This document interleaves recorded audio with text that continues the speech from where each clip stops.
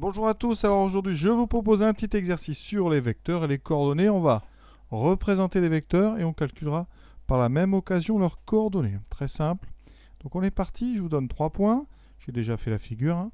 Les points ABC sont placés, vous connaissez leurs coordonnées et on va représenter le vecteur AB. Pour représenter le vecteur AB, le plus simple c'est de partir du point A et d'aller jusqu'au point B. Ça c'est vraiment le représentant le plus simple du vecteur AB. Alors on pourrait le faire ailleurs, mais ça serait compliqué la situation pour rien. Alors en même temps, je vais faire les coordonnées tout de suite.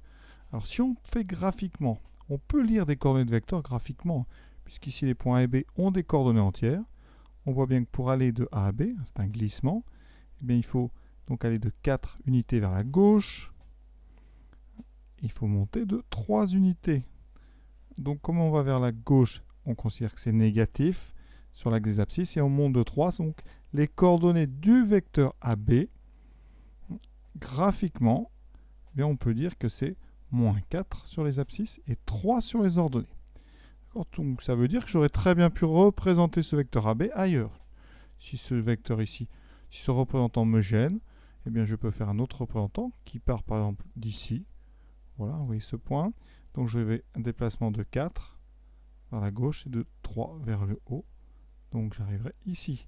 Donc le vecteur AB, je peux très bien le représenter ici. C'est vraiment la liberté que nous offrent les vecteurs, c'est de pouvoir être représentés à de multiples endroits. Alors j'ai calculé, enfin j'ai lu les coordonnées sur le graphique, ça c'est tout à fait autorisé. Si les coordonnées sont entières, ça ne pose pas de problème. On peut aussi utiliser la formule. Les coordonnées d'un vecteur. Comment fait-on? On écrit les coordonnées du premier point, 3, moins 1, du deuxième, moins 1, 2, et ensuite, eh bien, les coordonnées du vecteur AB, ça sera les coordonnées du point d'arrivée, donc B, moins 1 et 2, moins les coordonnées du point de départ, le point A, donc moins 3, et moins 1. On met bien des parenthèses. Et après, on calcule, vous voyez, moins 1, moins 3, ça nous donne moins 4, et 2 moins 1, ça fait bien 3. Donc, c'est ce qu'on avait trouvé graphiquement. Donc, vous pouvez vous aider du graphique, vraiment. Ça marche très bien quand les coordonnées sont entières, ce qui est tout à fait le cas dans cet exercice. Maintenant, on s'attaque au vecteur moins BC. Donc, le vecteur moins BC, qu'est-ce que c'est? Alors, je vais représenter déjà BC. BC, c'est ce représentant ici. Si je veux moins BC, eh bien, je dois faire un vecteur qui est le même, mais dans l'autre sens. Donc, vous avez plusieurs façons de le faire. Une première façon, si vous avez déjà dessiné BC, c'est de repartir de B et d'aller dans l'autre sens. Voilà. Ça, c'est donc moins BC.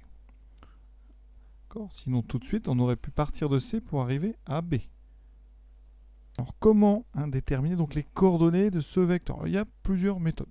La première, eh c'est de passer par les coordonnées de BC. Alors, BC, on va le regarder sur le dessin. BC, je le refais. Ici, c'est donc un déplacement 3 horizontal vers la droite, 1 vers le haut, donc un déplacement 3. D'accord? Et ensuite, moins BC, vous devez savoir que quand on prend l'opposé d'un vecteur, eh bien, les deux coordonnées, on va les multiplier par moins 1. Donc ça deviendra moins 3, moins 1. Ouais, c'est tout simple. Alors par le calcul, si on veut baisser, ça sera donc coordonnées de B. Je vais vraiment doucement, on est là pour expliquer tranquillement. Coordonnées de C, j'applique la formule. Point d'arrivée moins point de départ, donc les points d'arrivée c'est de C. Donc j'écris les coordonnées de C moins les coordonnées de B. Donc moins 1, moins 2. J'obtiens ici 2 moins 1, ça fait 2 plus 1, 3 et 1. Et comme moi je veux l'opposé, c'est-à-dire moins BC, j'obtiens donc ici, vous voyez, moins 3, moins 1. Donc c'est ce que j'avais obtenu graphiquement. Après, on peut aussi faire autrement. Vous débarrassez du moins BC, vous savez que c'est CB. Donc je vais directement calculer les coordonnées de CB. Alors les coordonnées de CB, c'est les coordonnées de C. Donc ici je les écris, B, et donc point d'arrivée moins point de départ, je vais commencer par B, ça fait moins 1, 2, moins les coordonnées de C, 2 et 3. Et vous voyez que j'obtiens moins 3 et moins 1. Donc ça marche très bien. On note ça et on continue. Alors maintenant, le vecteur 2AB. Alors sur mon dessin ici, je vais avoir un petit peu de mal à multiplier AB par 2 parce que je l'ai mis en haut à droite. Donc il faut savoir que AB, on avait dit, c'est un déplacement donc de 4 vers la gauche, 3 vers le haut. Donc 2AB, ça veut dire ici que je vais avoir un déplacement 2 fois plus grand. Donc le vecteur 2AB, ses coordonnées, on va multiplier les coordonnées de AB par 2, ce qui fait moins 4 fois 2, moins 8, 2 fois 3, 6. Donc je dois réussir à faire une flèche qui fait 8 vers la gauche, 6 vers le haut. Une flèche assez grande, donc je vais essayer de partir assez bas. Alors est-ce que je pourrais partir directement d'ici? Donc si je partais de A, ça ferait AB. Et vous voyez qu'ici, ça rentrerait tout juste. Donc ça c'est une fois AB. Je rajoute, voilà, ça rentrerait tout juste. On est ici, donc cette grande flèche ici, si j'enlève la petite que j'ai mis là, c'est donc le déplacement 2AB. Et vous voyez bien, on a un déplacement, donc 8 vers la gauche, donc moins 8 pour les ordonnées, et plus 6 pour les... moins 8 pour les abscisses, et plus 6 pour les ordonnées. Quatrième vecteur, 1,5 de BC. Donc je vais représenter BC, et je vais le diviser par 2. Alors BC, vous voyez, c'est tout ceci, c'est ce déplacement-là. Si je dois le diviser par 2, eh bien je vais couper ça au milieu de BC. Et donc ici en rouge, vous avez 1,5 de BC. Alors sur le dessin, déjà c'est plus difficile à lire parce qu'on tombe sur des demi-carreaux. Donc on pourrait encore, mais on va le faire par le calcul. Donc on commence par BC, qu'on a déjà déterminé tout à l'heure. Alors on a encore moins BC. Donc BC c'est 3,1. Et si vous voulez 1,5 de BC, vous devez multiplier donc les coordonnées de BC par 1,5, c'est-à-dire par 0,5. Et donc ça fera 3 fois 1,5, qui fait 3,5 ou 1,5 si vous préférez. Et là, une fois 1,5, ça fait 1,5. Et donc les coordonnées, c'est 1,5 vers la droite, vous voyez, et 1,5 vers le haut. C'est parfait. Maintenant, une soustraction. BC moins 0,5 AB. Alors, pour dessiner, alors je vais faire un petit peu de place. On doit représenter BC, donc plus simple, c'est de partir de B. Donc je fais déjà un déplacement BC. D'accord? Et je vais devoir faire moins 1,5 de AB. Alors attention, ici, si on transforme BC, ça fera BC plus 1,5 de BA. Ça peut être intéressant. Donc BA, on le voit sur le dessin, c'est donc ici, c'est donc un déplacement ici 4, 3, donc 1,5 de BA, ça va s'arrêter au milieu, 1,5 de BA, par proportionnalité, c'est un déplacement donc 1, donc ici on avait 4, donc ça fait 2, et on descend, 2 vers la droite, et ensuite on descend de la moitié de 3, c'est 1,5. Donc partant de C, vous voyez, si je dois le représenter, je vais donc avancer de 2 et descendre de 1,5. Donc j'arriverai ici.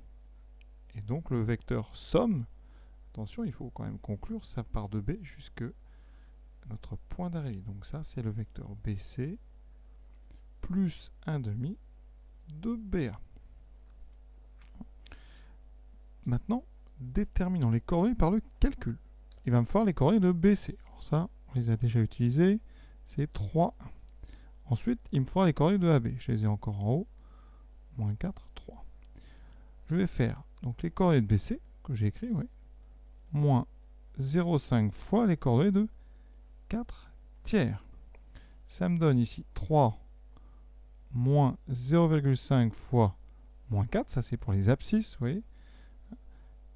Ici, j'ai donc parcouru tout ce chemin. 3 moins 0,5 fois moins 4, ça me donnera x. Et ensuite, pareil vers le bas. Donc, 1 fois 0,5, enfin 1 moins 0,5 fois 3. Donc, 1 moins 0,5 fois 3. Et on fait le calcul. Ça me donne donc 3 plus, donc ici, moins par moins, ça fait plus 0,5 fois 4, ça fait 2. 3 plus 2, donc 5. Et ici, 1 moins 1,5, ce qui me donne 5, 1,5. Sur le dessin, vérifions tout de suite. Vous voyez, cette flèche violette, effectivement, horizontalement, je décale bien de 1, 2, 3, 4, 5. Et je descends d'une moitié. Donc c'est exactement ce qu'on a trouvé, donc c'est parfait. Dernière question, CA plus BC. Alors là, on va partir de C. Je vais représenter CA. Alors ici, vous avez donc un déplacement CA, donc un représentant du vecteur CA. Je vais ajouter BC. Alors vous voyez BC sur le dessin, c'est ceci. D'accord, donc je vais reproduire ce vecteur partant de A, donc un vecteur 3, 1.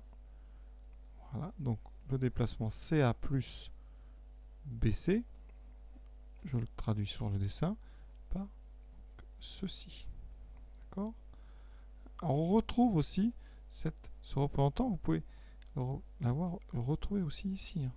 Ça, c'est un autre représentant du vecteur qu'on vient de trouver. Et ça a l'air d'être B. Alors pourquoi est-ce que CA plus BC ferait BA? Tout simplement parce que, regardez bien, c'est la relation de Chasles.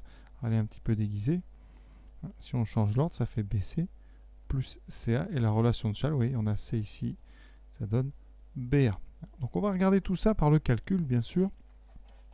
Donc première chose, il me faut les coordonnées de CA et les coordonnées de BC. Alors, on va faire les choses bien. Donc on écrit les coordonnées de C, ensuite celles de A, et on calcule les coordonnées donc, du vecteur CA. Donc coordonnées de A, moins coordonnées de C. Donc 3 moins 2, 1, on fait de tête, et moins 1, moins 3, moins 4. On peut vérifier sur le dessin, vous voyez le déplacement CA, c'est un déplacement une case vers la droite, 4 cases vers le bas, donc c'est parfait. Ensuite, il nous faut BC, qu'on a déjà plusieurs fois. BC, c'est donc un déplacement 3, 1. Et quand vous faites la somme, donc CA plus BC, vous allez tout simplement faire la somme de ces deux tableaux-là. Le 1 va s'additionner au 3, 1 plus 3, 4. Et le moins 4 va s'additionner au 1, moins 4 plus 1, ça fait moins 3.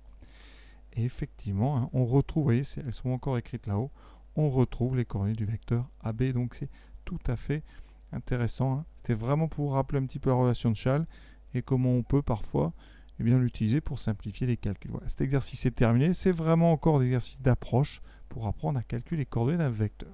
À très bientôt.